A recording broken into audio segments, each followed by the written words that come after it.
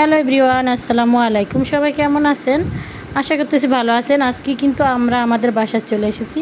আজকে প্রচণ্ড ঝড় হইতেছে আর বাচ্চারা দেখেন আম টোকাইতেছে আর শুকনা বাতাস হইতেছে, যাকে বলে শুকনা ঝড়, ওটা হইতেছে। আর কোন কোন জেলায় এরকম শুকনা ঝড় হইতেছে অবশ্যই কমেন্টে জানাবেন। বৃষ্টি হইতেছে হালকা গুঁড়া গুঁড়া আর প্রচুর পরিমাণ বাতাস, ধুলা উঠতেছে।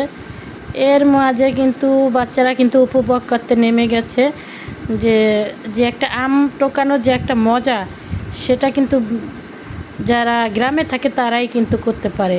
বাইরের মানুষেরা কিন্তু এসব করতে পারে না, বা যে ঢাকায় যারা থাকে তারা কিন্তু করতে পারে না।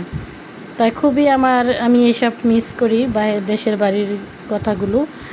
আর যেহেতু আমরা নারায়ণগঞ্জে থাকি, সেক্ষেত্রে কিন্তু আমরাও একটু মজা করতে পারি। যে দেখছেন বাচ্চারা কিন্তু আম টোকায় খাইতেছে। তো রাধুয়ারে একটা দিল একটা আপু, এটা কিন্তু অনেক টক ছিল। রাধুয়া কিন্তু অনেক টক, কামড় দিয়ে কিন্তু অনেক টক, যেহেতু কাঁচা আম ছোট। যাই হোক, খুবই ভালো লাগলো। আমরা কিন্তু অনেক ঘোরাঘুরি করছি, এত পরিমাণ আর কি ঝড় উঠছে দেখেন, পুরা পাতা ছাতা দিয়ে পুরা ঘর বাড়ি আওলা জলা করে ফেলেছে। এর মাঝে কিন্তু কারেন্ট চলে গেছে, তার জন্য কিন্তু মূলত আমাদের বের হওয়া।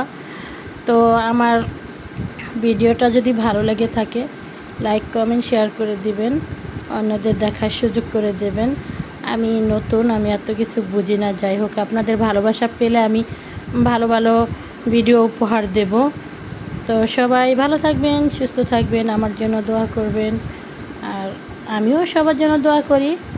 আল্লাহ হাফেজ।